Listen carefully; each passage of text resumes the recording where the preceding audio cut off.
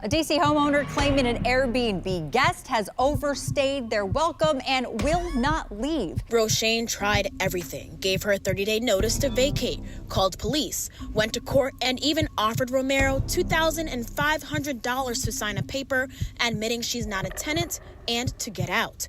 Romero signed the document but didn't budge. Shocking to me that you would abuse a system like that. Right. While all this is going on, Romero's social media shows her living her best life on trips. Oh, this chick. In court, it was revealed that Shadija tried to push Roshane off a ladder, took the utilities out of the homeowner's name and put it in her daughter's name, tampered with cameras, requested that Roshane pay her back for the food lost when the power was turned off. Oh, and she asked the judge if she could question Roshane as a hostile witness. Although it's been almost 3 years since Kevin Samuels has gone, the lessons that he left for both men and women still ring loud, true, and clearer than ever before. And there was no bigger warning than winter is coming, especially coming for women who chose fantasy over accountability, who chose independence over family, and who chose their ego over cooperation. And we had the unique opportunity to watch this play out each and every night on his live stream. But today, we have yet another episode which proves him right. So let's sit down, let's break this down together as a family, and let's get active. Without further ado. All of the responsibilities are on me, and I can't get into my property. There's a leak in the property. The water bill is escalating. I can't get in there to see what's going on. A D.C. homeowner claiming an Airbnb guest has overstayed their welcome and will not leave. In this story you'll only see on 7 News, we're digging into D.C. law, finding out there's not much that homeowner can do. Our Washington, D.C. reporter Felicia Ashley spoke with the homeowner and tried to speak with the alleged squatter. The alleged squatter originally got into the home through Airbnb, claiming that her apartment caught fire and it needed time to get repairs. Now that was back in February. Roshane Douglas says she didn't know she was opening her life up to a nightmare when she accepted Shadija Romero's Airbnb reservation almost 10 months ago. That reservation ended March 29th, after 32 days, and Romero hasn't paid another dime. But living in the home for over a month apparently lets her claim some form of tenant rights, and she refuses to let Roshane enter the property. How crazy of a world that we live in, that this can actually happen. That not only can it happen, but the city, the state will allow this to happen. This is why renting out via an Airbnb has completely fallen off of the map, and it is not the moneymaker of what it used to be, because there's more protection from the temporary tenant than the person who invests their hard-earned money into creating a house and put it up as a business. This woman invested money into the property, has to pay for utilities, has to pay to fix everything, has to furnish it, appliances to put up into it, trying to do things the right way, but taken advantage of not only by an independent queen, but also daddy government. I never gave her any tenancy. I never gave her a lease. Roshane tried everything, gave her a 30-day notice to vacate, called police, went to court, and even offered Romero $2,500 to sign a paper admitting she's not a tenant and to get out. Romero signed the document but didn't budge. November the 15th came and she told me, this no longer works for me. Do what you have to do. I'm not leaving. Whoa. I went to the police with my order, and they said there's nothing that they can do, that I need to go to court, which I've done, and I do not have a court date until December the 11th. Roshane put this sign up on her home so police and the neighbors would know Romero was not authorized to be there. A sign Romero covered with a sheet. I need police assistance. I was there when police helped Roshane cut it down. You lying. While Romero hid inside. It's shocking to me that you would abuse a system like that. Right. While all this is going on, Romero's social media shows her living her best life on trips. Oh, this chick. Her nonprofit. And Roshane is left paying thousands in attorney fees, the mortgage, and utilities for a home she can't even enter. I tried to get some answers from Romero, who was clearly inside the home, but she never came to the door. When a person walked out to her car, they didn't want to talk to us either. Y'all already know I had to go to the Instagram, and of course, as the story is blown up, she has now privated her Instagram account, and she's privated her Threads account, and of course, she says about my business. Well, you need to get into the business of paying your goddamn Airbnb rent. But I went to her website, and there she is. There goes the boss bee queen, out here faking a soft life, taking trips on the state's expense, while actively destroying another person's real life in the process. How do you even go to sleep at night knowing what it is that you're actively doing? But this is what unchecked privilege looks like. This is what loud, wrong, and strong looks like. This is what looks like when you feign cooperation with a man and choose to commit to a life of crime and wreck another person's livelihood with your bullshit. Quick emergency meeting. I was recently searching for my name online and found way too much personal information, which brought me down this weird rabbit hole of how that could have happened, and found out that there's companies out there called data brokers that will sell your data to marketers, scammers, and even stalkers. And it's a nasty, disgusting feeling knowing that there's bad actors out there selling my information, selling your information for profit. But that's why I'm recommending today's sponsor, Aura. Now, I use Aura to automatically remove my information from these sites and keep my information off. But they do other things as well, such as bank fraud and identity theft alerts, VPN access. But guys, utilize my link down in the description box down below for a 14-day trial.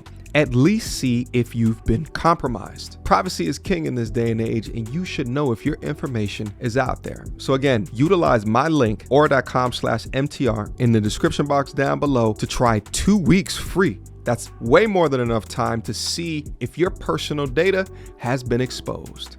Go now. Roshane is waiting now for her court date next week, where she's hoping the judge's decision will allow U.S. Marshals to force her unwanted guest out once and for all. For now, reporting from Northeast DC, this is awful. Felicia Ashley, 7 News. 7 News has been reporting on reforms to rental housing laws in the district. Back in September, City Council passed the Rental Act. Supporters of the legislation say D.C. landlords lost more than $1 billion in unpaid rent since eviction moratoriums were lifted in 2021. The measure simplifies the eviction process and allows landlords to remove tenants who violate their leases by not paying rent. Those against the act say it takes away protections for tenants. Our investigative reporter John Barr has been following the Rental Act. You could read what's in that measure right now on WJLA.com. New at 6 and only on 7 News, we are now hearing from the woman accused of taking over an Airbnb in Northeast D.C. The homeowner reached out to 7 on Your Side for help after that woman refused to leave. Our Washington, D.C. reporter Felicia Ashley is now live outside the home. Felicia, you have a lot of updates on this case. A lot, and it all happened as we were out here working on this story. First, you can see the homeowner was able to board up the home, but the guest was able to get back in. In addition to that, though, I was able to speak with the person the homeowner is accusing of squatting in her home. She stopped us as we were outside doing the story and invited us in. The police allowed her to hire a locksmith and break in. She gave them no documents. She gave them no court orders. She gave them no lease. She just came and said, I'm locked out. This is taking me somewhere where I'm not trying to be. Right. I'm trying to stay on the right, but for somebody to she got packages delivered. Do. Everybody has a breaking point. I went back to the property today and saw child services show up because Shadija brought her daughter into the home while there was no power or electricity inside. Whoa. Police also showed up because the homeowner's truck went missing after Shadija got back in the house. And when Shadija cracked the door open to get a package, I saw what appears to be a candles and essential oils business inside. This is unbelievable. That led to a virtual emergency hearing today. In court, it was revealed that Shadija tried to push Roshane off a ladder, took the utilities out of the homeowner's name and put it in her daughter's name, tampered with cameras, requested that Roshane pay her back for the food lost when the power was turned off. Oh, and she asked the judge if she could question Roshane as a hostile witness. I was with Roshane as she attended the hearing from her car outside the home. And the sad part is, I feel sorry for her. I really do. But your problem is, I can't help you. But I truly feel sorry for her. and her child and all of this. And I have a big heart, and this is the outcome of me having a big heart. But I really hope somebody can help her, but you can't do it at my expense. I don't have it. Right. If the judge doesn't give me some release, I'm going to lose my property because I can't pay $4,000 a month and my other bills and my responsibilities like this. Right. There's no recourse for me. What I think is so interesting about this story as well, like besides knowing that the chick is pushing down ladders as she's trying to write, like that's wild, but also through the teachings and the life lessons of this is what's going to happen when winter comes. It's not just impacting men seeking relationships with these unhealed, crazy as hell women, but it's also women that are impacted. Honest, earning, good living, moral, prudent women. But keep listening because they managed to get an interview with the essential oils queen. Just moments ago, as we were working on this live shot and this report, Shadija came up to our car and said that we could finally speak to her. This is what she had to say, or part of what she had to say during our 15-minute conversation. Okay. She said that we didn't have a lease, which we do not have a lease in place, but we did have an agreement for me to stay at the property beyond the initial Airbnb time frame. So she's been back to the property almost every day. They installed signs. Now, coming up what happened today is that there was an emergency hearing because of everything that unfolded. In that hearing, the judge did tell Roshane she has to turn back on the electricity. Now, there is another hearing next week where the judge will decide whether Shadija can stay or if she has to go. Now, reporting live from Northeast DC, Felicia Ashley. What? News. And Felicia. She put the utilities in her child's name. That's not even legal. What is yo, son? Yo, this is so insane that this is a reality. It's a bizarre dispute between two women involving an Airbnb property in the district. The owner claims a squatter is refusing to leave and locked her out. We spoke with the owner on Wednesday. All of the responsibilities are on me, and I can't get into my property. There's a leak in the property. The water bill is escalating. I can't get in there to see what's going on. Our Felicia Ashley also spoke with the alleged squatter. Felicia is now joining us live. Felicia, this story just unravels to get more and more interesting. What can you tell us about what the alleged squatter has to say?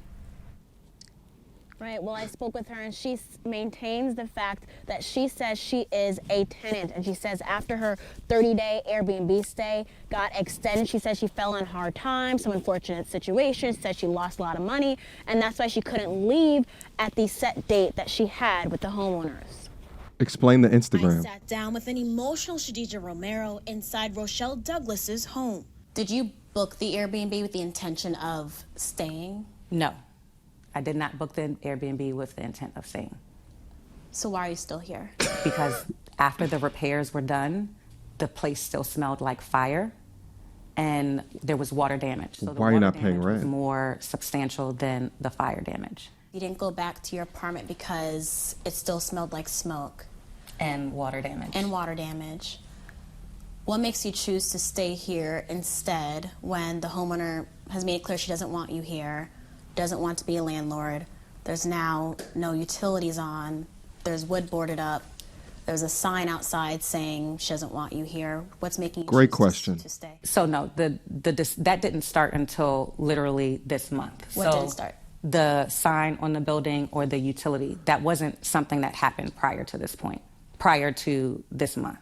So if that had happened months ago and that was something that I've been dealing with for months, I would leave. So now, with all of this going on, I am going to leave. Romero says she is still going to have the Douglases go through the full court process to get her out because of what she says they have put her through and for labeling her as a squatter. Someone who is illegally entered the property without your notice and you never had an agreement with them. Put her in jail. It's also not just if the home's vacant, it's if you're there without the owner's permission and you're not leaving.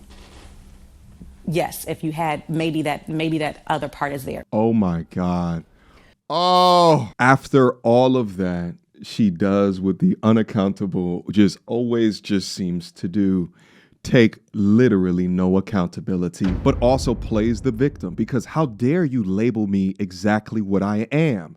which is a squatter. To have the audacity to try to move the goalposts to say, well, I needed a couple of more months of this sign in front of my home for me to understand that I should leave. Meanwhile, unless the young lady went to ABC News, she would still be in here, but only because of the pressure of a platform. And I guess now the court system, is she even thinking about moving? And chances are she's done this before. She seems experienced at being a pathetic loser. There is no good faith reason why you would force a person to become a landlord for you while also cutting off communication, ignoring that landlord, changing bill names, and not offer to pay a damn cent while you live a lavish Instagram highlight lifestyle. Imagine renting a car and just keeping that car because your original car is still broken. The difference there is that the state does not have protections for the car thief. These women choose to be single mothers. They choose to be scammers.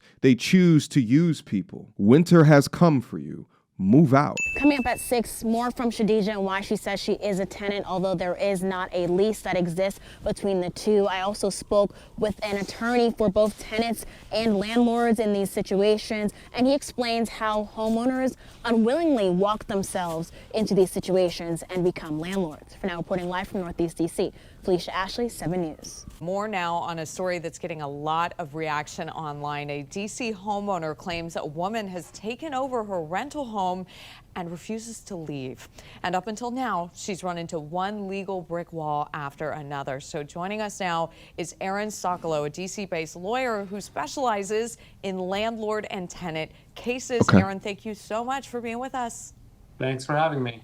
Talk to us about this, because this has just been a wild story, and it's raised probably the biggest question is, how is squatting even allowed to happen?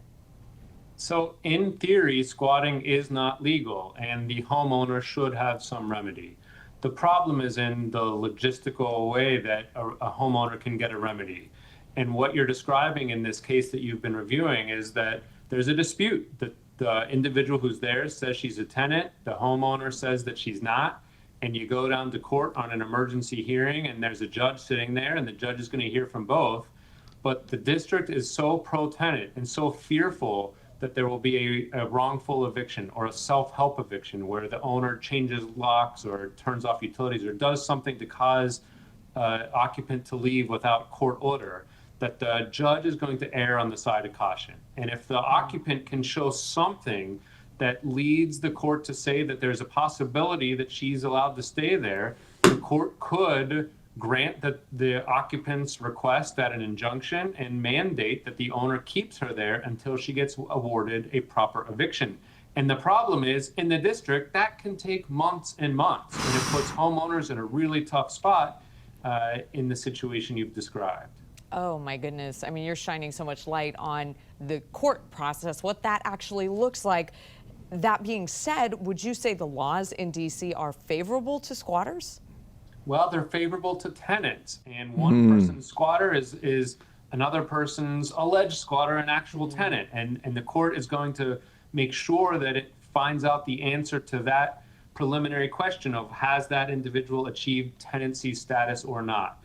And so you're starting with the conclusion that the person's a tenant, but that individual has a right to go to court and try to prove that she's actually a tenant and afforded all of the rights of This is tenants in the so district. insane. And therein lies the rub. It's not easy to get a court to find an answer to that question. It seems simple. In the eyes of the law, it could become very complicated, especially in the district. How common is this? You say especially in the district. How common is this problem? I have personally been involved in a handful of these over the years. So it's not every day that you see it. It's certainly a worst case scenario, but I've seen it before. So it's not a unicorn. It's something that comes up.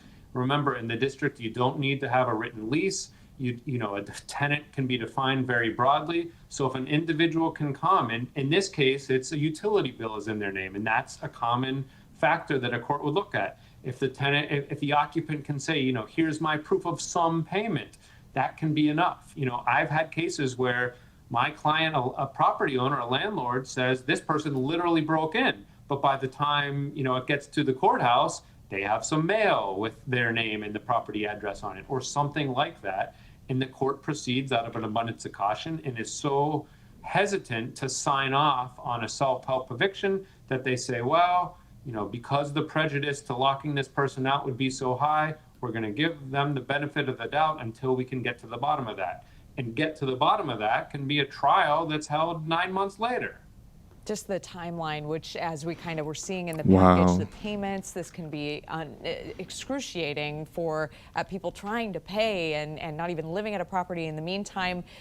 Aaron, what can homeowners actually do then in a situation like this? Not Airbnb, especially if you're in a tenant-supported city or state. My biggest recommendation is to be present and to understand what's going on. Accidental landlords, if you just say, oh, I'm not an institutional landlord, I'm just renting out my room. They are held to the same rigors and standards as every other landlord in the city. So being knowledgeable about the law, being knowledgeable about what a court might say about these certain situations is of the utmost importance, as is being hands-on at the property. Usually when I've seen this, there's some length of time where they say, oh, we didn't check on that unit for a while and we don't know what's been going on there. If you catch this right away, you might have a better chance at fending off an allegation that your squatter can allege a tenancy. Why do you think, from your experience and what you've seen, the more hasn't been done to protect landlords and homeowners?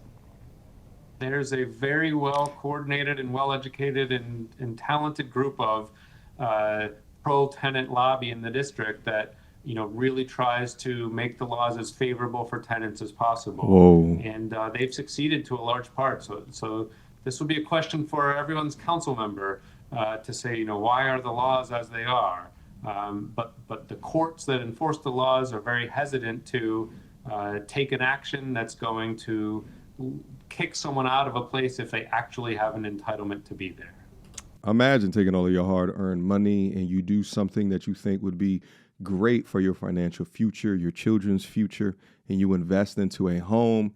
You invest more money to get it set it up to abide by Airbnb guidelines, and then someone is squatting in it for 9 months, not paying you a damn thing, costing you more money, bringing you into more debt, with no one caring about your family. Meanwhile, winter has come, but because of daddy government, it gives her an opportunity to leech off of you. And this is what people are getting so goddamn tired of. Ain't nobody in their right mind would take a look at this situation and say that it was fair. I'm just happy that there's so much outrage in regards to this, that woman's face is becoming a moniker for not only a loser, but perhaps changes needed within some of these laws. It's just crazy to me that how correct Kevin Samuels was and how much that he fortune told about what was coming up or the things that we were going to see happening, because we weren't seeing this 4 or 5 years ago, but we're seeing it now. Questions, comments, concerns, y'all already know what to do. Me, go to turtlesandreviews@gmail.com.